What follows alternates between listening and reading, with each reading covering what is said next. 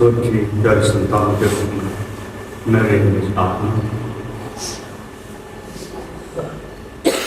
उस आंतरिक प्रकाश की खोज करो जो सदा शांत है और सभी खुशी रहे। उस महान भक्ति योग को धारण करो जिसके धारण करने से समस्त संसार आपका अनुगमन करता है और बिना हानि उठाए का अनुगमन करता है तथा सुंदर स्वास्थ्य, शांति एवं सुव्यवस्था को उपलब्ध होता है। Only two things are infinite in the world. One is space and second thing is human stupidity. Who can find repose in the muddy water by lying still it becomes clear. जो आंखें संसार को ढूंढती हैं वो आंखें स्वयं को देखने लगे। जो कान दूसरों को सुनने में रस लेते हैं स्वयं की अंतर्वाणी को सुनने लगे। जो मन दूसरों का मनन करता है, दूसरों का चिंतन करता है, वह मन स्वयं का मनन करने लगे, चिंतन करने लगे तो मनुष्य के जीवन में एक क्रांति आती है, एक सुव्यवस्था आती है, एक जीने का ढंग आता है। इसलिए यही आंखें जब तुम्हारे पास स्वयं को देखने की क्षमता अर्जित करती है तो आपका जीवन दिव्यता से भर जाता है। लेकिन ये कला, ये रहस्य मनुष्य को तभी प्राप्त होता है जब उसको दो बातों का पता हो। वे दो बातें बहुत महत्वपूर्ण हैं। सभ्यता और संस्कृति के विषय में आप सुनते हो। सभ्यता का अर्थ होता है कि व्यक्ति भौतिक रूप से संपन्न हो गया, अब संसार में दौड़ने की, देखने की, पाने की कोई लालसा इच्छा नहीं है। जो व्यक्ति संसार की व्यस्तता से परिचित हो जाता है, अपने अनुभव से जान लेता है कि अंततः कुछ भी करका करें सब छिन जाने वाला है और सब हाथ खाली हाथ रह जाते हैं, तब मनुष्य की दृष्टि अपने आप वापस लौटती है, फिर आप अपनी आंखों से देखते हैं। लेकिन जैसा कि मैंने उल्लेख किया, only two things are infinite in the world. One is space and second thing is human stupidity. संसार में दो चीज अनंत हैं, एक आकाश और एक मनुष्य की महामूर्खता। महामूर्खता इन द सेंस आप वही गलतियां रोज दोहराते हो। जिस भोजन से कल बीमार हुए थे वही भोजन आदतन आज भी खाते हो। जिस क्रोध से कल आप जल उठे थे, आपकी हार्ट बीट बढ़ गई थी, आज भी उस क्रोध को पुनः आप दोहरा रहे हो।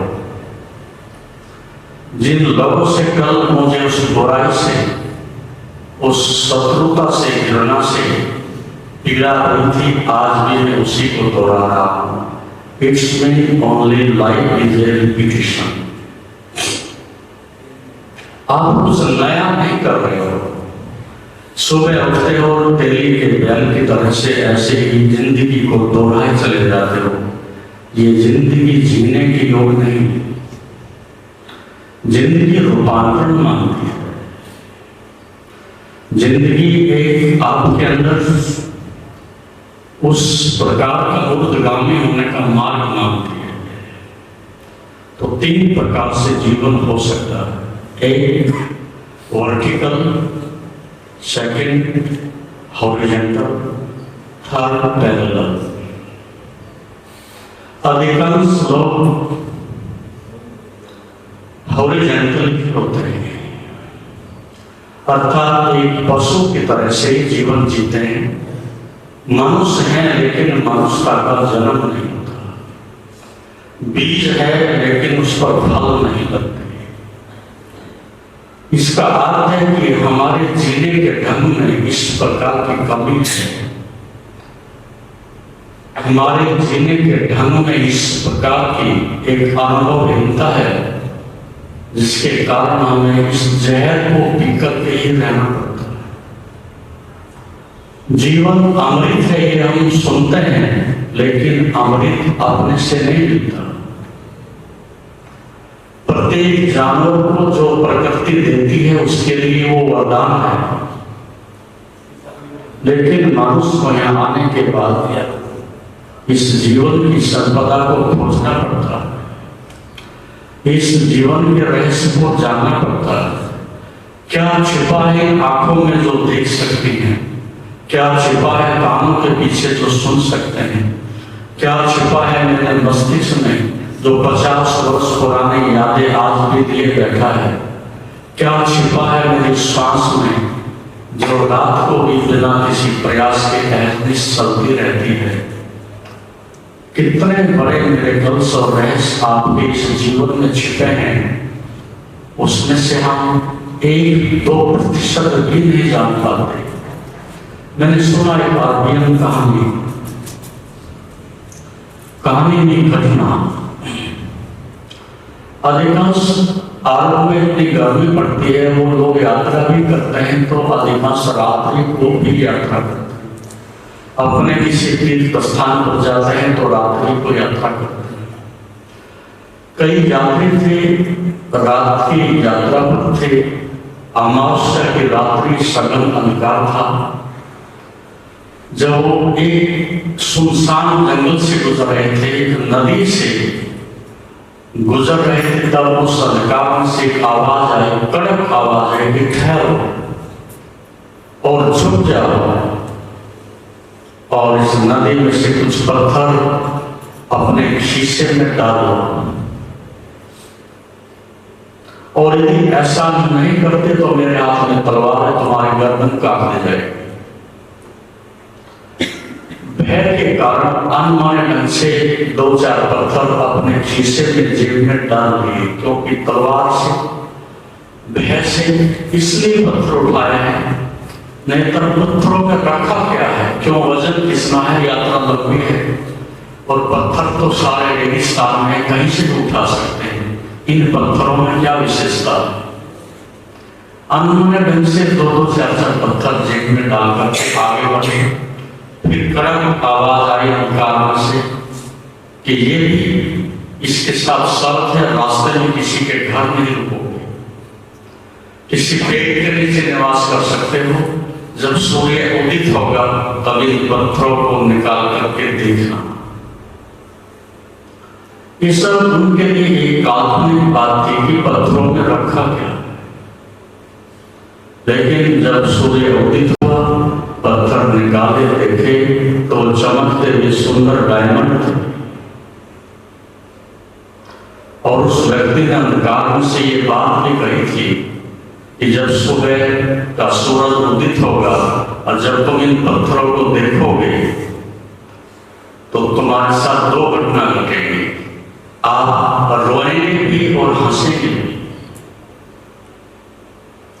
हंसेंगे इसलिए कि हमारे हाथ में हीरे आ गए, रोएंगे इसलिए कि अवसर था, जेबें हमारी बड़ी बड़ी थी, हम बहुत कुछ बटोर सकते थे, बहुत सारे हीरे उठा सकते थे, ये हमारे लिए स्वतंत्रता थी।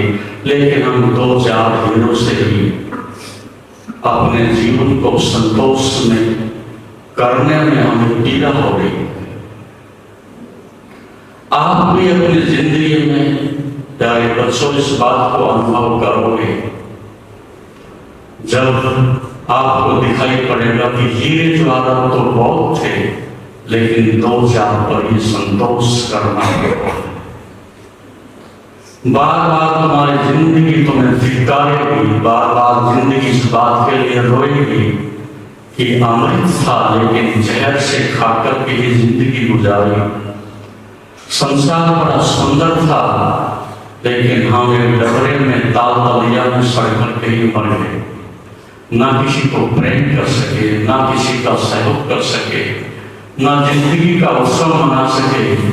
जिंदगी यूं ही संघर्ष में नष्ट हो गई। दौड़ते दौड़ते जिंदगी थक गई, पैर थक गई। खाया बहुत, भूख मिटते नहीं, पहना बहुत, तृप्ति होती नहीं। बनाए दुश्मन और मिला कुछ नहीं। ऐसे ही जिंदगी का कारोबार चलता जाता है। लेकिन प्यारे बच्चों, ऐसी बात नहीं है। एक अंधा यदि कहे कि मुझे दिखाओ सूरज कैसा है, तो उसके लिए कोई उपाय नहीं। एक ही उपाय है कि उसको आंखें दे दी जाए।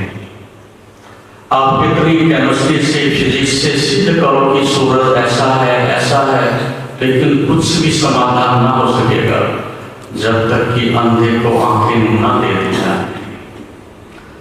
आपकी भी बहुत सारी समस्याएं हैं, सभी की समस्याएं हैं।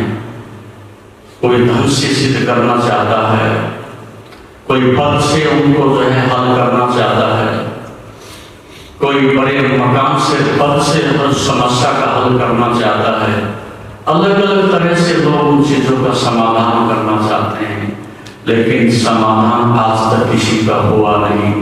एक आदमी मुझे बताओ इतिहास में जो सफल होके गया, कितना बड़ा अमीर हो, कितना बड़ा आइंस्टीन जैसा साइंटिस्ट हो, अंत में निराश ही मरता है और यही कहता है कि हम इस जिंदगी के बहुत सारे काम अधूरे छोड़ करके जा रहे हैं। किसी की कोई प्रोजेक्ट यहाँ पूरी हुई नहीं आज तक। बहुत सिकंदर आए चले गए, उसमें से आप भी हो। संसार और संसार की इच्छाएं अनंत है और जीवन छोटा है, शक्ति सीमित है, समय अल्प है। आप कुछ भी नहीं कर सकोगे। Then what to do? तब एक ही समाधान बचता है कि जिंदगी समाधान देते हैं। आपका जीवन समाधान दे तो सब चीजें सुलझ जाती हैं।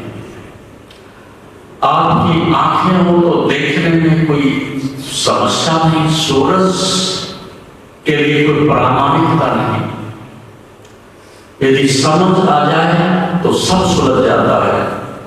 आपको प्रकाश मिल जाए तो सब प्रकाशमान हो जाता है। आपको अनुभव आ जाए तो जिंदगी बदल जाती है। तो दो स्थिति है, एक कि हम परिधि पर गोल गोल घूमते रहे जानवर की तरह से, ये हमारी एक स्थिति है हॉरिजॉन्टल होने की। शरीर से हम आदमी हैं, आदत से हम जानवर हैं। जो व्यक्ति खाता है, पीता है, सो जाता है, मर जाता है, उस आदमी की जिंदगी में जानवर में कोई अंतर नहीं। एक सामान्य आदमी है कि जो पैरेलल चलते रहते हैं।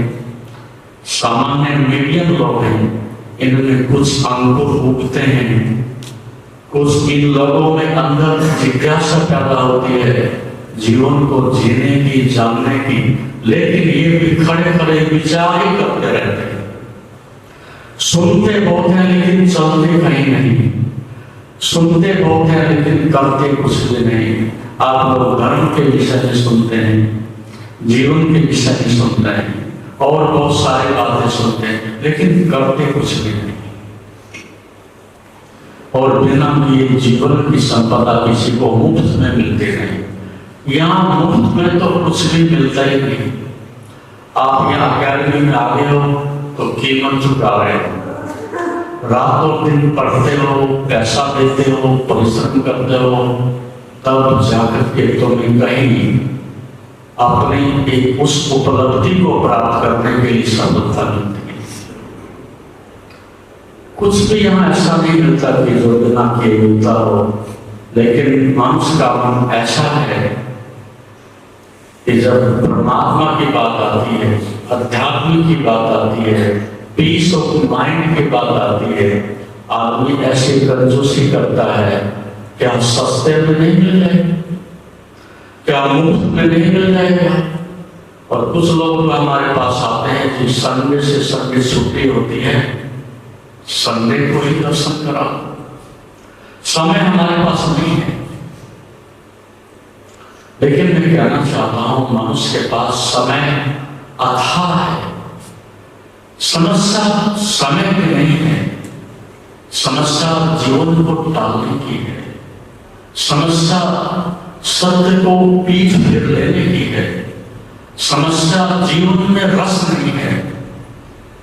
हमारा रस संसार को भोगने में, देखने में, मान प्रतिष्ठा में, पैसा कमाने में, और मैं बड़ा और प्रथम आदमी हो जाऊं, इस अहंकार में हमारा मन अधिक रुचि लेता है।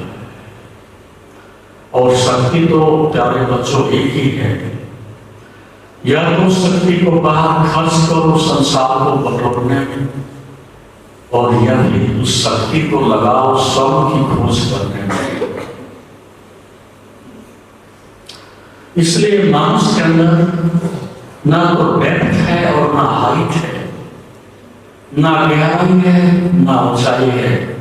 लगभग आपकी आयु 14 वर्ष की आयु पर अटक जाती है। आप 80 वर्ष के भी हो जाओगे, मेरी बात ध्यान रखना। जितनी बात आप 14-15 वर्ष के थे जानते थे, 80 वर्ष का बूढ़ा भी उतनी बात जानता है। जीवन की आंतरिक संपदा जिसकी अनंत संभावना है, उसके विषय में कुछ भी जानकारी नहीं होती। इसलिए जब आदमी अंदर से भिखारी होता है, अतृप्त होता है, दरिद्र होता है, तो एक ही रास्ता है कि उसके अंदर एक इनफिनिटी कॉम्प्लेक्स, एक हीनता का भाव पकड़ लेता है कि यार जन्मे मनुष्य हुए और कुछ करके नहीं दिखा पाए, अपने साथ जो करना था वो तो आप कर नहीं पाए। एक ही बात अब आसान है कि धन के ढेर पर खड़े होकर के दिखा दें कि हम बड़े हो गए, किसी कुर्सी पर हम बैठ करके दिखा दें कि हम बड़े हो गए। लेकिन ध्यान रखना, जब धन के कारण बड़े होते हो तो केवल धन के कारण होते हो, आप अपने कारण से बड़े नहीं हो। किसी कुर्सी पर बैठकर के आप बड़े राष्ट्रपति प्रधानमंत्री होते हो तो आपकी इज्जत आपके कारण नहीं है, आपके इस पद के कारण है। जिस दिन भूतपूर्व लग जाएगा, भूतपूर्व लगते ही लोग नमस्ते करना भी बंद कर देंगे, और फिर किसी दिन अखबार में एक कतरन मिलेगी कि ये आदमी जो कल प्रधानमंत्री राष्ट्रपति था, ये संसार से अलविदा हो गया। कौन पूछता है किसी को, कौन किसका पीछा करता है? जब किसी के हाथ में कुछ होता है तो संसार उसके पीछे चलता है, जब हाथ खाली होते हैं तो देखा लोग अपने माता पिता को भी भूल जाते हैं। ओल्ड हाउस बना दिए, उनके लिए घर में जगह नहीं है। क्यों? अब खाली हाथ चले भी कारतूस, ना के पास पैसा है, ना शरीर सेवा कर सकता है, ना कोई और मदद कर सकते हैं। भार है हमारे लिए, तो माता पिता को भी हम छोड़ सकते हैं, तो फिर संसार में क्या बचता है? तो मैं कहता हूं कि हम इस संतुलन बना लें। संसार में इतने दौड़े कि आपकी शांति भंग ना हो, संसार में इतने दौड़े आपका स्वास्थ्य ना बिगड़े, संसार में इतने दौड़े कि रात्रि को विश्राम तो कर सके, संसार में इतने दौड़े अपने माता को, पिता को, भाइयों को, मित्रों को हम सहयोग तो दे सके। लेकिन इस दौड़ती दुनिया में मनुष्य ज्यादा से ज्यादा मरघट तक ही पहुंचता है और करेगा क्या? तो दो बातें हैं कि एक परिधि अर्थात ये संसार और एक केंद्र सेंटर वो आपका होना। इसको हम दो भागों में बांटते हैं, डूइंग एंड बीइंग। एक आपके करने की दुनिया है, एक आपके जस्ट बीइंग होने की दुनिया है। इस बात को समझ लिया जाए तो संसार में कोई न संघर्ष है न विरोध है। गीता में भगवान कृष्ण ने इस जीवन को 3 भागों में बांट दिया। दिन और रात को मिलाकर के 24 घंटे बनते हैं। वो कहते हैं 8 घंटे सत्वगुण करो, अर्थात 8 घंटे मेडिटेशन करो, अर्थात 8 घंटे हुए अपने जीवन का अनुसंधान करो। आपके अंदर क्या छुपा है रहस्य उसकी खोज करो। 8 घंटे संसार में आप आजीविका के लिए, कर्म योग के लिए, कर्म साधना के लिए आप प्रयास करो और 8 घंटे विश्राम करो। एक संतुलन बन गया है पीस ऑफ माइंड के लिए भी कि सुबह 4 बजे उठ करके 8 बजे तक ना कोई ऑफिस होता है, ना कोई खेती बाड़ी होती है, ना कोई और कार्य होता है। वो आत्मचिंतन के लिए, आत्ममनन के लिए, अपने स्वास्थ्य के लिए, शांति के लिए पहला कदम है। The first step is the last step। और पहला कदम ही अंतिम कदम होता है। सुबह उठते ही तुम्हारे मन में सकारात्मक विचार है, एक दिव्यता का, दूसरों के लिए मंगल कामना का, प्रार्थना का भाव है। तो अब आपने अपने पूरे दिन को मंगल में बना लिया है। यदि पहला विचार उठते ही घृणा का है, नकारात्मकता का है, क्लेश और क्रोध का है, तो तुम्हारा दिन बेकार जाएगा। तो 8 घंटे हम इस प्रकार से 4 घंटे सुबह और 8 बजे के बाद फिर 4 बजे तक आनंद से संसार की यात्रा करें। हम व्यस्त भी रहे और मस्त भी रहे और कर्म हमारे लिए खेल बन जाए, इसी प्रकार का तनाव पैदा ना करे, इसी प्रकार की चिंता पैदा ना करे। ये तभी हो सकता है जब पीस ऑफ माइंड हो, जब आप अपने केंद्र से जुड़े हुए हो, तब आपकी स्वास्थ्य, आपकी ऊर्जा लगातार भरी हो और आपके जीवन में कोई नकारात्मकता ना हो, कोई द्वंद्व ना हो, किसी के प्रति ईर्ष्या घृणा का भाव ना हो। तब आपके अंदर एकजुटता होती है, एक इंटीग्रेशन होता है। और जितने आप इंटीग्रेटेड होते हो, एकजुट होते हो, उतने ही काम करने में आनंद आता है। अब तो आप खंड खंड हो गए हो और जो खंड खंड होता है वो खंडर हो जाता है, उसकी शक्ति बिखर जाती है। आपकी आंखें कहीं देखती हैं, कान कहीं सुनते हैं, कदम कहीं जाते हैं, हाथ कहीं पड़ते हैं। ऐसी डगमगाती हुई जिंदगी कभी इस जीवन को सुधारती नहीं, संवारती नहीं, बिगड़ती है जिंदगी। आप देखते होंगे प्यारे बच्चों, जब पढ़ते हो तो शिकायत करते हो, मन पता नहीं कहाँ कहाँ भागता है, कैसी कैसी यात्रा करता है, कैसे कैसे विचार आते हैं। क्यों? क्योंकि आपका नियंत्रण नहीं है। जिस आदमी का अपने इंद्रियों पर, मन पर नियंत्रण नहीं है, उसे मनुष्य कहने का अधिकार भी नहीं है। आप कहते हो मेरा मन, लेकिन आप गलत कहते हो, झूठ कहते हो। आप मन के हो, मन आपका नहीं है। आप मन को आदेश देकर के कहो तो सही कि ठहरो, और मन ठहर जाए, फंस जाए, आप अनुभव करोगे आप मेरी मान कहते हैं। अभी तो आप मन के गुलाम हो, आदत के गुलाम हो, भोजन के गुलाम हो, चारों तरफ से गुलामी ने तुम्हें जकड़ा हुआ है।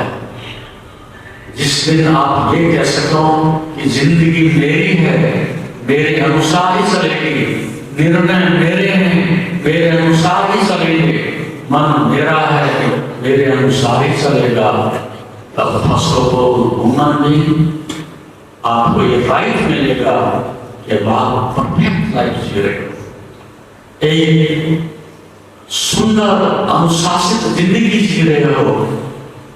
और आप ये कल्पना ही करके देखो, जिस दिन आप मन से कहो ठहरो तो ठहर जाए, और इंद्रियों से कहो कि रुक जाओ रुक जाए। हम जो खाना चाहेंगे वो खाएंगे, जो करना चाहेंगे स्वतंत्रता से वो करेंगे, जो मंगलमय होगा कल्याणकारी होगा वो हम अपनाएंगे। अब आप अति मानव हो, आप महामानव हो, आप इस पृथ्वी पर विचरते हुए देवता हो। ये बात साधारण नहीं है। मनुष्य होने का एक ही अर्थ है कि तुम स्वर्ण के मालिक हो जाओ। लेकिन हमारे लिए आसान क्या है? स्वर्ण का मालिक होने में तो हमें वर्टिकल होना पड़ता है, ऊर्ध्वगामी होना पड़ता है, पूरे जीवन को शक्ति को ऊपर खींचना पड़ता है, सारी शक्ति को सबलिमेशन करना पड़ता है, रूपांतरण करना पड़ता है, रात और दिन परिश्रम करना पड़ता है, तब जाकर के आप अपने मालिक बनते हो। लेकिन मन पानी की तरह से उस रास्ते को चुनता है जो आसान है। तो हम स्वर्ग के मालिक तो नहीं बने, फिर हम दूसरों के मालिक बनने की चेष्टा में लग जाते हैं। इस संसार की बड़ी विडंबना है बच्चों, देखना, या हर कोई दूसरे का मालिक बनने की कोशिश करता है, पजेस करने की कोशिश करता है, पति पत्नी के ऊपर, अपने पति के ऊपर, बाप बेटे के ऊपर, गुरु शिष्य के ऊपर, भाई भाई के ऊपर, शासक प्रजा के ऊपर, सब यहाँ शासन दूसरे ऊपर करने के लिए बराबर आतुर हैं। और इसलिए पूरी दुनिया संघर्ष में है, दुख में है। कोई किसी को अपने हाथ में देना नहीं चाहता। एक जानवर भी अपना रस्सा किसी के हाथ में देना नहीं चाहता। आदमी तो परम चेतना है, परम चेतन है। अपनी प्यारी जिंदगी को, अपनी स्वतंत्रता को कोई किसी के दूसरे के हाथ में क्यों देना चाहेगा? इसलिए दुनिया में इतना संघर्ष होता है। आप किसी को गुलाम बनाना चाहते हैं, वो गुलाम बनना नहीं चाहता है, आप उसे दिल पर रोबन देते हो, उससे भयभीत करते हो, थ्रेटनिंग देते हो, और किसी तरह से गुलाम बनाने की चेष्टा में लगे रहते हो। ऐसे में प्रेम कभी फलीभूत नहीं होता, घृणा ही पैदा होती है। आप कभी देखते हो आपके घरों में क्या कभी प्रेम दिखता है? पति पत्नी युद्ध है, बाप और बेटा एक संघर्ष है, मित्र मित्र एक स्वार्थ करता है। इस दुनिया में बच्चों प्रेम है कहाँ? कौन इसको बांटता है? कौन इसके लिए मरता है? कौन इसके लिए यहाँ सहयोग करता है? अपने स्वार्थ के कारण सब लोग दूसरे का यूज करते हैं। मेरा भला हो जाए, मेरा हित हो जाए, मेरा लाभ हो जाए, यूज एंड थ्रो। और यहाँ हम देखते क्या है दुनिया में? प्रेम के बड़े सुंदर तो है, लेकिन इसमें एक सेंटेंस और जोड़ देना, पीस ऑफ माइंड। इस घमासान युग में मर के जिंदगी हार के मत चले जाना। तुम्हारी विजय कभी हो सकती है इस सब के बीच में तुम शांति से रह सको। संसार तुम्हारे से पहले भी था, तुम नहीं थे तब भी था, नहीं होंगे फिर भी रहेगा। संसार वक्त किसी की प्रतीक्षा नहीं करता, लेकिन कुछ भी हो, पहला मेरा मौलिक अधिकार है पीस ऑफ माइंड। मैं शांति का राज खोज लूं, शांत रहने का ढंग खोज लूं, तब मेरे पास धन अमृत हो जाएगा, तब जहर भी मेरे लिए अमृत हो जाएगा, महल भी मेरे लिए परमात्मा का मंदिर हो जाएगा, माता पिता भी मेरे देवता के रूप में मेरे पूज्य हो जाएंगे, सारी सृष्टि मेरे लिए अमृत बन जाएगी। मन के बदलते ही ये सृष्टि परमात्मा की सृष्टि हो जाएगी। एक सृष्टि हुआ है जो आपने छोटी सी अपने बसाई दुनिया, जिसकी छोटी सी चार दीवारी, उसी में मनुष्य ताल तलैया की तरह से नष्ट हो जाता है। एक दुनिया, सुंदर दुनिया, ये पौधे किसने लगाए, ये पक्षी किसने उड़ाए, ये जीवन तुम्हें किसने दिया, ये अनंत आकाश और संसार की संपदा ना तुम्हारे माता पिता ने बनाई, ना तुमने बनाई। ये सब इदम नाम ईशावासमिदं सर्वं यत्किंच जगतां तेन तत्तेन भुञ्जीता मानवते कस्य सुलभम। ये सारा संसार उस परमात्मा का है, और परमात्मा का है तो सुंदर ही होना चाहिए, परमात्मा का है तो अमृत में होना ही चाहिए। लेकिन हमारे देखने का ढंग जब गलत होता है तो चीजें हमें गलत दिखती हैं, चीज गलत होती नहीं है। आप पीले चश्मे लगा लेते हो, चीजें पीली दिखती हैं, लाल लगाते हो, लाल दिखती हैं। लेकिन ये दुनिया बहुत अच्छी है, बहुत सुंदर है, बहुत हसीन है, लेकिन तब जब आपके तार अपने से जुड़े हो, जब आपका मन आपकी सुनता हो, जब आपके मन में सदैव प्रेम और आनंद के प्रकाश में आप जीते हो, तभी दुनिया बड़ी सुंदर है। लेकिन यदि घृणा, नकारात्मकता, कटुता, ईर्ष्या, महत्वाकांक्षा आपके मन में चारों तरफ घूमती है, उसके कारण से पीड़ा होती है। तो सफलता के उस सूत्र है जिंदगी में, जैसा मैंने कहा, only two things are important, अर्थात मनुष्य की महापुरख का कहावत है, वो ऐसा से नहीं सीखता।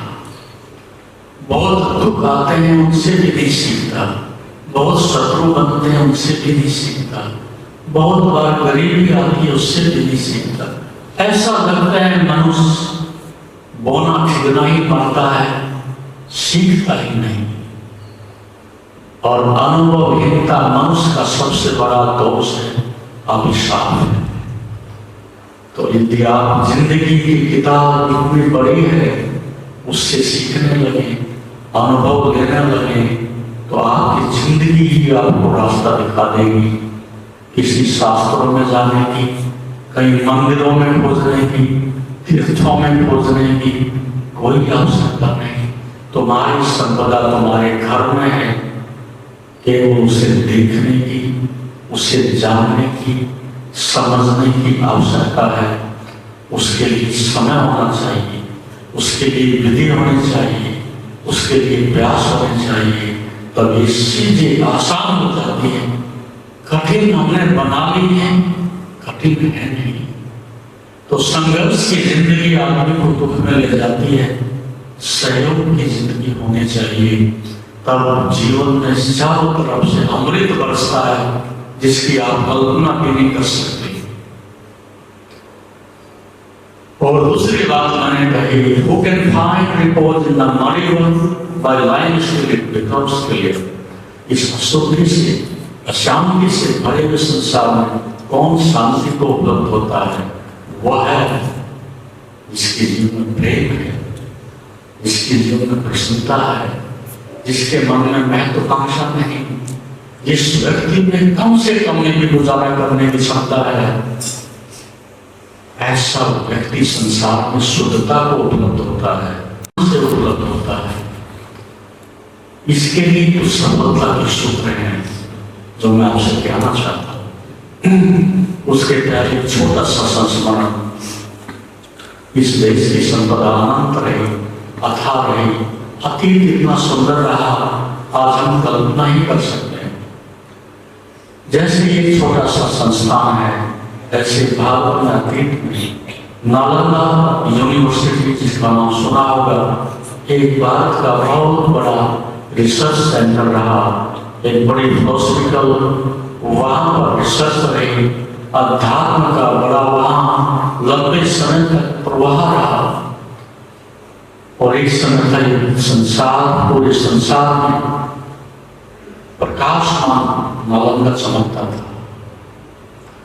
इजिप्ट से, लंका से, चाइना से, पता नहीं कहां से दूर दूर से स्कॉलर्स आकर के वहां शिक्षा ग्रहण करते थे। वर्षों तक पहाड़ों की, समुद्रों की यात्रा करके तब वो नालंदा बिहार पहुंचते थे। युवा अवस्था में आते थे, सीखते सीखते वृद्ध अवस्था हो जाती थी, फिर भी सीखने को बहुत कुछ बचता था। ऐसी सुंदर व्यवस्था थी। और मैंने सुना कि 3 शिष्य इस प्रकार की व्यवस्था को जानने के लिए, इस प्रकार की शिक्षा ग्रहण करने के लिए इजिप्ट से आए। उन्होंने वहां वर्षों लगाए और जब विदाई होती थी घर से उन लोगों की, तो घर के लोग रोते थे, रोते समय विदाई करते थे, क्योंकि सारी यात्रा पैदल थी। बड़े बड़े ऊंचे पहाड़ हैं, चारों तरफ से असुरक्षा है, बीच में कई समुद्र पड़ते हैं, एक छोटी सी नाव वहां तक क्या पहुंचाएगी। घर वाले मान लेते थे कि ये लौट करके वापस नहीं आएंगे। एक तरह से हम विदाई करते थे, अलविदा करते थे आते। उन तीनों मित्रों ने वहां पर शिष्यत्व ग्रहण करके वर्षों तक यहाँ की फिलॉसफी, योग, दर्शन सब पढ़े। फिर अपने गुरु से उन्होंने कहा कि ये बहुत समय हो गया, घर वाले तो क्या, हमारे साथ के मित्र आदि भी बहुत सारे लोग चल बसे होंगे, अब हम वापसी करना चाहते हैं, क्या हमारी शिक्षा पूरी नहीं? गुरु ने कहा, जहां तक मैं शास्त्र की बात देखता हूं, वो सब तो मैंने पढ़ा दी, शास्त्रीय ढंग से शिक्षा संपन्न हो गई, लेकिन एक बात अभी बाकी है, जो शास्त्रों काम नहीं, अनुभव का जीवन काम है। वो जिस दिन पूरा हो जाएगा, मैं तुम्हें जाने की अनुमति दे सकूंगा, प्रतीक्षा करिएगा। 1 वर्ष बीता, 2 वर्ष बीता, कुछ घटित नहीं हुआ।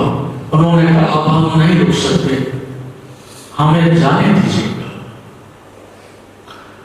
वो अपने देश के लिए वापस लौट रहे हैं। संध्या का समय है, सूरज धीरे धीरे ढल रहा है, धीरे धीरे छाया बढ़ती जा रही है अंधकार की। उस शहर से वो बाहर निकले, जंगल की तरफ आगे बढ़े, देखा एक छोटी सी पगडंडी है, उस पर बहुत सारे कांटे पड़े हुए हैं।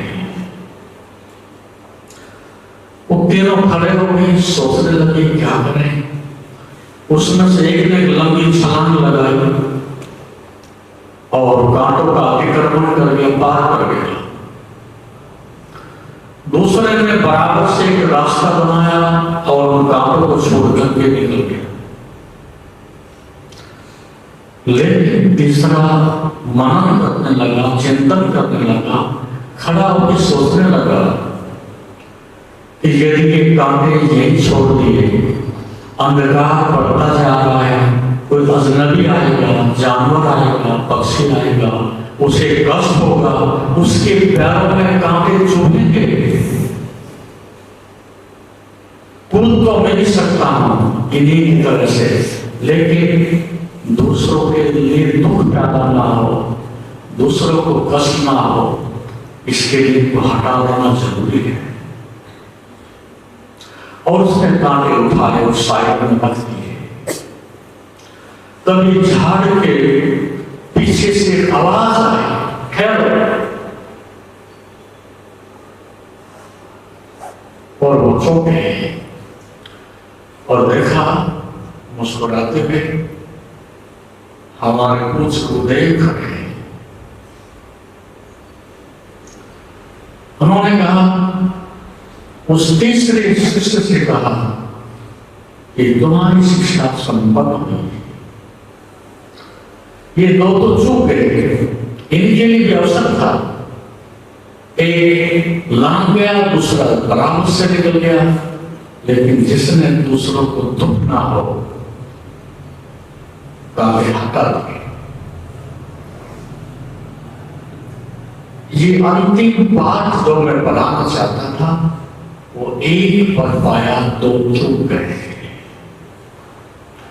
जिस व्यक्ति के जीवन में ये शुक्र आ गया कि मेरी वाणी से, मेरे व्यवहार से, मेरे जीवन से किसी को कष्ट ना हो, कोई दुख ना हो, ऐसे व्यक्ति के जीवन में क्रांति आएगी, रूपांतरण आएगा, आनंद की बाढ़ बढ़ेगी, चारों तरफ से सन्नाटा छा। हमारा तो अधिकांश उद्देश्य यही है, अपने लाभ और स्वार्थ के लिए किसी को दुख हो तो हो, अपने अहंकार के लिए किसी को पीड़ा हो तो हो, लेकिन मेरा अहंकार बचे, मेरा सम्मान बचे, मेरा धन बचे, दूसरे बलि चढ़े तो चढ़ जाए। हम दूसरों को दुख देने में 1% भी कभी देर नहीं लगाते, कटाक्ष करते हैं, निंदा करते हैं, अनेक अनेक रूपों से चोट करते हैं, तो प्रेम टूट जाता है, संबंध बिखर जाते हैं।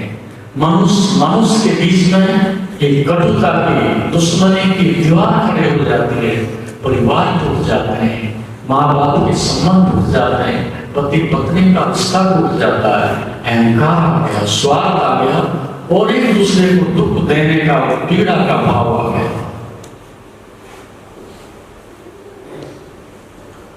एक सूत्र भी तुम्हारे जीवन में आ जाए, मेरे कारण से, मेरे द्वारा किसी को दुख ना हो, तो क्या आपका मन शांत नहीं हो जाएगा? क्या आपकी नकारात्मकता समाप्त नहीं हो जाएगी? क्या दुनिया में कोई आपका दुश्मन होगा? नहीं होगा। तो सफलता का रहस्य, सफलता के सूत्र जो मैं बता रहा हूं, उसमें से अब तक तो मैंने बीमारी बताई है, अब उसका उपचार भी बताता हूं। आप जो भी कुछ करते हो वो पूरी एकाग्रता से करो, पूरी तन्मयता से करो। इसके लिए आपकी विल पावर चाहिए। How to grow your will power? अपनी संकल्प शक्ति को कैसे बढ़ाओ, वो आपको करना होगा, क्योंकि अभी आपके पास कोई विल नहीं है। सुबह कुछ, दोपहर कुछ, रात्रि को कुछ, क्षण क्षण में तुम्हारा मन अनेक अनेक प्रकार से भागता रहता है, ठहरता नहीं। और ठहरते हुए मन में जिंदगी कभी शांति से नहीं रह सकती। जिंदगी को अंदर ठहराव चाहिए। तो पहला सूत्र होगा कि एकाग्रता, संकल्प। छोटे छोटे संकल्प में जब आप पढ़ते हैं तो लंबी उड़ान ना पड़े, थोड़ा ही पढ़े, लेकिन पूरी एकाग्रता से, तन्मयता से पढ़ें, सकारात्मक ढंग से पढ़ें, पूरी प्यास के साथ पढ़ें। और जब तक ये पूरा नहीं होगा, उठने से पहले आप नहीं उठेंगे। चाहे 2 लाइन ही हो, उनको लागू करके उठेंगे। काम अधूरा नहीं छोड़ेंगे। तो संकल्प धीरे धीरे, छोटे छोटे संकल्प। इतना ही आप सोच लें, 5 मिनट के लिए आंखें बंद करके रखूंगा, तो बंद रहनी चाहिए। तुम्हारा मन कई बार कहेगा, खोलो क्या रखा है, देखो, उधर से आवाज आ रही है, लेकिन नहीं, 5 मिनट आंखें बंद रखनी है तो रखनी है। भोजन करते हैं तो पूरी एकाग्रता से तन्मयता से भोजन करें। दाएं बाएं के गपशप मारना, बीच बीच में बातें करते जाना, भोजन गटकते जाना, ये बीमारी को निमंत्रण देना है और मन को और अधिक बहिर्मुख और उद्दंड बनाना है। आप बुरा ना माने तो मैं कह सकता हूं, जब मैं कल आया और देखा सर्वत्र सब जगह होता है, आप लगभग अब 99% वेल्थ के कर्म करते हो, 99% वेल्थ की बातें बोलते हो जिनसे बचा जा सकता है। यहाँ एक अच्छे डॉक्टर बनने के लिए आए हो और आपको ये कहना पड़े कि चुप हो जाओ, तो ये शर्म की बात है। आपके कमरे में देखिए सामान बिखरे पड़े थे, आपको ये कहना पड़े कि आपका लेआउट अच्छा नहीं, इसे ठीक करिएगा, ये बड़ी शर्म हो गई है, ये बड़ी शर्मसार होने की बात हो गई है। आप 18-20 वर्ष के युवा हो, युवतियां हो, यदि मुझे ये नहीं आता कि मुझे अपना लेआउट, अपने वस्त्र, अपनी पुस्तकें, अपना सामान, अपना टॉयलेट, बाथरूम, ये अकेडमी सुंदर रखना, ये मेरा कर्तव्य है। कोई चीज व्यर्थ ना हो जाए, मेरे कारण से अव्यवस्था ना हो जाए, वो मेरा कर्तव्य है। ये हमारा प्यारा घर है और इसको तभी हम अच्छा कर सकते हैं जब रिस्पॉन्सिबिलिटी हम अपने कंधों पर लें। अच्छी बात तो यह है कि तुम्हें इतना महत्वपूर्ण कार्य करने के लिए यहाँ रखा गया है। एक डॉक्टर कितने लोगों का जीवन बचाता है, एक डॉक्टर कितने लोगों के लिए स्वास्थ्य की सुविधा देता है। संसार में 2 चीज बड़ी महत्वपूर्ण है इस देश में, एक डॉक्टर और एक सन्यासी। और हमने दोनों को बड़ा भरोसा किया है और इन दोनों ने दुनिया की बड़ी सेवा की है। डॉक्टरों ने, चिकित्सकों ने कितने लोगों के प्राण बचाए हैं और सन्यासियों ने उजड़ते हुए कितने जीवन को आनंद और शांति से भर दिया है। ये भी सब जानते हैं। बुद्ध, कबीर, नानक, मीरा, शंकर ने जाने कितनी बड़ी राम, कृष्ण श्रृंखला है हमारे अतीत के ऋषि मुनियों की, जिन्होंने मनुष्य को आनंद का, शांति का, समाधि का, मुक्त होने का प्रसाद दिया है। दुख से मुक्त किया है और आप उसकी गहरी करोगे कि मनुष्य को विवाद से मुक्त करोगे। लेकिन ये तभी संभव है जब आपके जीवन में अनुशासन हो। और अनुशासन in the sense inner discipline, अपने से आया अनुशासन, कोई धोखा अनुशासन नहीं, समाज नहीं, परंपरा नहीं, भय नहीं, कानून नहीं, सरकार नहीं, समाज नहीं, किसी का दबाव नहीं, वो देखने वाला नहीं। मैं अकेला हूं तो भी अनुशासित हूं, कोई नहीं है और कोई है तो भी अनुशासित हूं। अनुशासन मेरी स्वतंत्रता है, मैंने उसको स्वयं स्वीकार किया है। वो देखे या ना देखे, मेरे पर भरोसा किया जा सकता है। और यही माता पिता की सबसे बड़ी पूंजी है। जब आप 20-22 वर्ष के हो जाते हो, आपको दुनिया के किसी भी कोने में निसंकोच भेजा जा सकता है। ये व्यवस्था इस देश की थी। माता और पिता एक ऐसी पात्रता से, एक ऐसे अनुशासन से संतान को करते थे। अब मुझे भरोसा है कि मेरा बेटा शराब नहीं पिएगा, मेरा बेटा है, मेरी बेटी है, रिश्वत नहीं लेगी, मेरा बेटा है, मेरी बेटी है, किसी चरित्रहीनता में लिप्त नहीं होगी।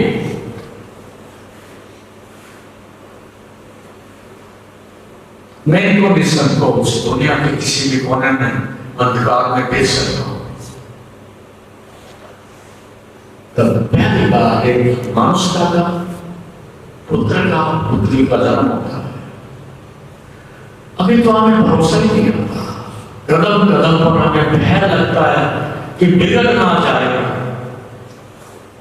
कब तक इस बिगड़ने से तुम बचोगे? तुम्हारा बिगड़ना तभी बंद हो सकता है जब तुम्हारे पास अनुशासन होगा, चरित्र होगा, अपना चरित्र होगा, उदार नहीं होगा, भय वाला नहीं होगा, रूपांतरित किया हुआ होगा, नामांकित किया हुआ होगा। तब तुम्हें झुकाया नहीं जा सकता, बिगाड़ा नहीं जा सकता। लोग कहते हैं मेरे बच्चे को उसने बिगाड़ दिया, पड़ोसी ने बिगाड़ दिया, उसने शराब पिला दी, उसने ऐसा कर दिया। ये सब निराधार बचाव करने के तरीके हैं, इनसे कुछ भी परिणाम नहीं मिलते। नहीं, लाख कोई कोशिश करे, यदि आपके पास सुरक्षा कवच है तो आप सुरक्षित हैं। कोई किसी को नहीं बिगाड़ सकता जब तक आप बिगड़ना नहीं चाहते। कोई किसी को दुख नहीं दे सकता जब तक आप दुखी होना नहीं चाहते। ये जिम्मेदारी आपको अपने कंधों पर लेनी होगी। इंस्पाइट ऑफ में कुछ भी हो, मैं जैसा हूं अपने कारण से हूं। दूसरों पर दोषारोपण करना, इनके कारण से नरक भोगना, दुखी हूं, ये कमजोर आदमी का लक्षण है। अपनी समस्याओं को टालने का, दूसरों के ऊपर रखने का कारण है। आप सुंदर हो अपने कारण से हो, क्रूर हो अपने कारण से हो, स्वस्थ हो अपने कारण से हो, बीमार हो अपने कारण से हो। ये जिम्मेदारी लीजिएगा। मैंने जरूर गलत किया है कि मैं बीमार हूं, मेरे भोजन को बदल देना चाहिए। जरूर कोई ऐसी बात होगी कि मैं दुखी हूं, उसका कारण को खोजना चाहिए और दुख को दूर कर लेना चाहिए। हमें बीमारी बाहर नहीं, अपने अंदर ढूंढनी चाहिए। दुख बाहर नहीं, अंदर है, उसे खोजना चाहिए। आप में एक रूपांतरण हो जाएगा। आप अपने जिंदगी को संवारने में लग जाओगे, शिकायत करने में। अभी तो तुम्हारी जिंदगी सारी शिकायत से भरी हुई है। ये अच्छा नहीं, वो अच्छा नहीं, भोजन अच्छा नहीं, व्यवस्था अच्छी नहीं, अध्यापक अच्छे नहीं, माता पिता अच्छे नहीं। ये कहने से बीमारी बढ़ती है, घटती नहीं। कोई समाधान नहीं होता। आप बदलेंगे, सब बदल जाएगा। शिकायत क्यों करनी? और शिकायत करनी है तो अपने से करनी है। जो अच्छा करना था वो मैं नहीं कर पाया, जो सहयोग मुझे देना था मैं नहीं दे पाया। छोटी छोटी बातों पर शिकायत करते हो, लेकिन जो व्यक्ति समझदार है वो शिकायत नहीं करता, वो सुधार करता है, अपने में सुधार करता है। तो एकाग्रता चाहिए। और ये संकल्प से आती है, छोटे छोटे संकल्प से आती है। बार बार गिर जाए कोई बात नहीं, फिर उठ जाए, फिर संभल जाए, फिर रास्ते पर आ जाए, तो एक दिन रास्ता बन जाता है। बनाने से तो संकल्प होना चाहिए, साहस होना चाहिए। आप साहस का परिचय ही नहीं देते।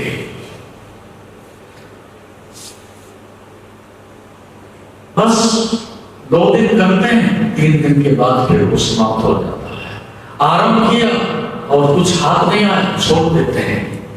जहां खड्डा खोदते जाएं, एक दिन तो सागर का पानी भी निकल जाएगा।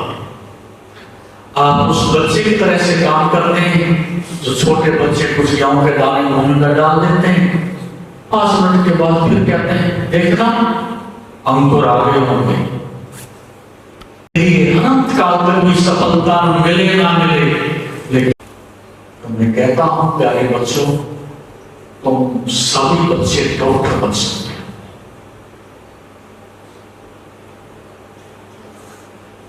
बीस बच्चे डॉक्टर क्यों बने? क्या बाकी के पास बुद्धि नहीं?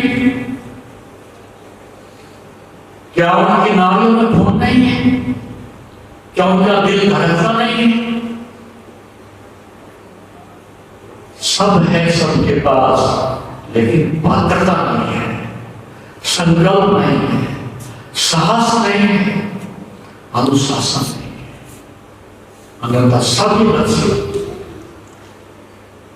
डॉक्टर बनने की पात्रता रखते हैं, लेकिन पात्र घर में पड़ते हैं, पात्र बने बनाए नहीं मिलते। रात और दिन परिश्रम करना पड़ता है, संयम करना पड़ता है, अच्छे भोजन से विचारों से जीवन का निर्माण करना पड़ता है, तब 100% रिजल्ट आते हैं। और आप सभी बच्चे MBBS, BMS बन करके जा सकते हो। निराशा के लिए कोई जगह ही नहीं है, लेकिन निराशा आती तभी है जब आप रास्ते से भटक जाते हो। तो एकाग्रता चाहिए, संकल्प चाहिए, साहस चाहिए और संयम चाहिए। संयम का बड़ा अभाव है। हम मना करते हैं बेटे फास्ट फूड खाने से, जंक फूड खाने से, विषाक्त भोजन खाने से तुम्हारा पेट भी खराब हो जाएगा, स्वास्थ्य खराब हो जाएगा, स्टेमिना खराब हो जाएगी। लेकिन आदत जीभ में ला आती है, चोरी से, दाएं बाएं से उस जहर को किसी प्रकार से पेट में डालते सब प्रकार की चीजें तुम्हारे जीवन में स्वास्थ्य को चौपट कर देते। लेकिन आदत है, नहीं रुक सकते। ऐसे लोग हैं जो नकारात्मकता से जीते हैं, अच्छे विचार नहीं, हमेशा निंदा करते हैं, रास्ते से भटकाते हैं, फिर उनके साथ आप दोस्ती रखते हो तो फिर पतन आराम हो जाता है। जो ऊर्जावान है, सकारात्मक है, अच्छी विचारधारा रखते हैं, सहभागी हैं, संघर्ष नहीं, उनके साथ बैठिएगा, उठिएगा, अपने से श्रेष्ठ को चुनिएगा, आपका उद्धार हो जाएगा। निकृष्ट के पास बैठोगे तो तुम भी निकृष्ट हो जाओगे। तो ना किसी की निंदा करें ना सुने, श्रेष्ठ पर क्या है उसे संभाल के रखें तो जिंदगी आगे बढ़ती है। तो संयम मन का, इंद्रियों का, विचारों का, भोजन का सब प्रकार से होना चाहिए, तो जिंदगी क्यों से नहीं बनेगी। और प्रसन्नता, तुम्हारे लंबे चेहरे, खतरनाक चेहरे, अहंकार से भरे हुए चेहरे, उदास चेहरे जब मैं देखता हूं अकेडमी में आकर के, तो मैं सोचता हूं ये डॉक्टर तो बन जाएंगे, लेकिन अधूरे डॉक्टर होंगे, ओछे होंगे। दवाई तो देंगे लेकिन एक जीवन का, मुस्कान का संदेश नहीं देंगे। मुस्कान कहां चलेगी, हंसी कहां चलेगी? ऐसा क्या गम हो गया है, ऐसी क्या पीड़ा हो गई है कि जिंदगी का निरंतर उसका उत्साह हो गया है, इसीलिए पात्रता नहीं हो तो फिर हंसी चली जाती है। सिर पर बोझ क्यों रखते हो? नकारात्मक दृष्टिकोण, अहंकार का दृष्टिकोण क्यों रखते हो? मैं बड़ा हूं, इस प्रकार की दावेदारी क्यों रखते हो? हंसना भी सीखो। आप हंसोगे दुनिया हंसेगी, आप रोगे तो अकेले रोगे। थोड़ा मुस्कुरा दिया करो, बड़ा दान हो जाएगा, अपना भी दूसरे का भी कल्याण हो जाएगा। अब देखना, एक इनर करंट, एक अंतर्धारा आपके मन में बराबर बहती रहती है। आप दुख से जुड़ गए हैं तो दुख की धारा बहती रहती है, सुख से जुड़ गए तो सुख की धारा बहती रहती है, प्रसन्नता से जुड़ गए तो प्रसन्नता की धारा बहती रहती है। जब कोई मुस्कुरा दे आपके सामने, उसने आपका बड़ा पुण्य किया है, बड़ा भला कर दिया है, क्योंकि आपकी एक पीछे से धारा को तोड़ दिया है। अनमाने ढंग से सही, कम से कम आपको भी हंसने का मौका मिला। हम एक दूसरे को नमस्ते करते थे, जयराम जी भी करते थे। अब तो गुड मॉर्निंग होती है, गुड इवनिंग होती है, नहीं हो। क्या मतलब होता है? एक धारा टूट गई, बीच में राम आ गई, जयराम जी की आ गई, नमस्ते आ गई, एक सकारात्मक भाव पैदा हो गया। इस प्रकार से संयम, प्रसन्नता और प्रेम, अथाह प्रेम होना चाहिए। जैसा मैंने कहा, 4 लोगों की कैटेगरीज हैं। अनेक लोग धन पर ही मर जाते हैं, इसके आगे उनकी आत्मा जाती नहीं। नंबर 2 के लोग हैं जो शरीर से प्रेम करते हैं। शरीर का प्रेम सेक्सुअल प्रेम है, लस्ट है, डिजायर है, वासना है। ये सच्चा प्रेम नहीं है। शरीर का प्रेम घृणा ही बदल जाएगा। तीसरा प्रेम, एक मन दूसरे के मन से एक रस हो जाए, बीच में से अहंकार हो जाए, तब सच्चा प्रेम पैदा होगा। मन से दोस्ती कर ले, ये प्रेम कभी नहीं टूटेगा। और तन से दोस्ती कर ले, ये प्रेम वासना है, कभी भी नहीं चलेगा। ध्यान रखना बच्चों, अधिकांश हमारे प्रेम शरीर के प्रेम है, इसलिए टूटते हैं, बिखरते हैं, तलाक होते हैं, झगड़े होते हैं। एक मन दूसरे मन को जब आलिंगन कर लेता है, गले से लगा लेता है, तुम मेरा मन और मेरा मन तुम्हारा मन, बीच में से अहंकार निकल जाए, दोनों एक रस हो जाए, ये प्रेम कभी फीका नहीं पड़ेगा, ये प्रेम कभी नहीं टूटेगा। लेकिन हम 2 पर खत्म हो जाते हैं, या धन पर या तन पर, तीसरे की अवस्था तो आती नहीं। और चौथा तो लगभग दुर्लभ है कि जहां प्रार्थना उठती है, जहां मौन का प्रकाश रहता है, जहां जिंदगी की सुगंध बहती है, और वासुदेव कुटुंबकम, पूरा विश्व मेरी आत्मा है, वो बड़ा प्रेम है, अनंत प्रेम है। तो ध्यान से उठें, तन का गाएं, तन को समझें, मन का गाएं, मन का अतिक्रमण करें, आत्मा का गाएं।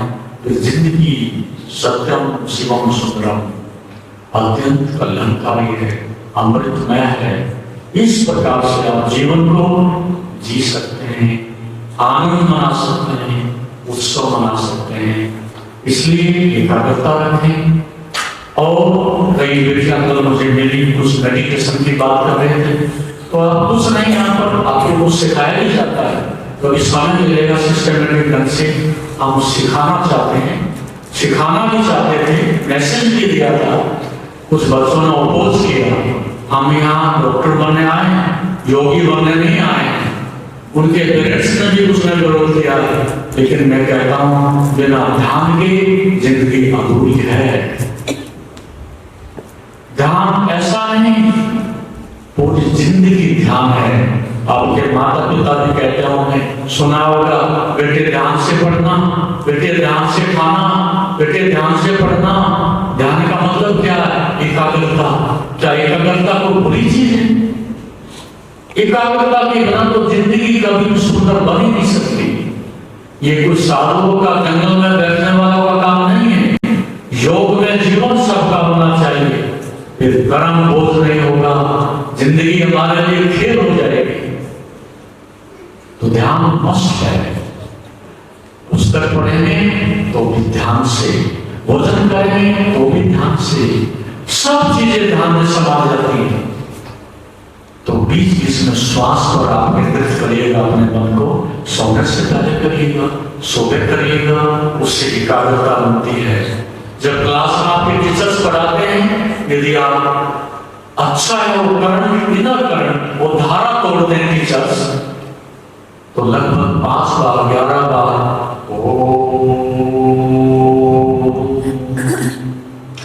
इस प्रकार से जब उच्चारण कराते हो आप एक परिवर्तन पाओगे।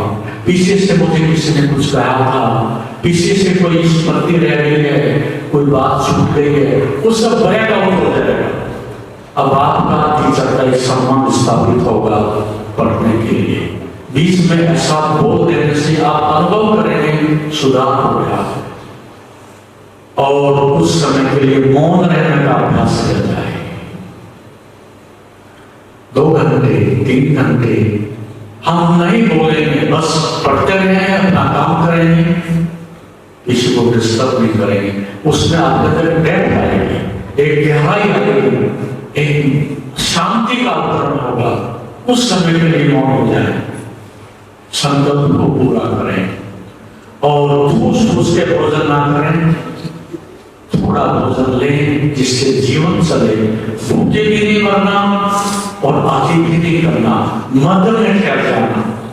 सात्विक भोजन करो, मौन रह के करो, खूब चबा के आनंद के साथ करो। अन्न नहीं ब्रह्मा, अरे ये अन्न ब्रह्म है, इसके रस से हमारी जिंदगी में रस आएगा, इसकी शक्ति से हम जीवंत हैं, उसे ध्यान बना लीजिएगा।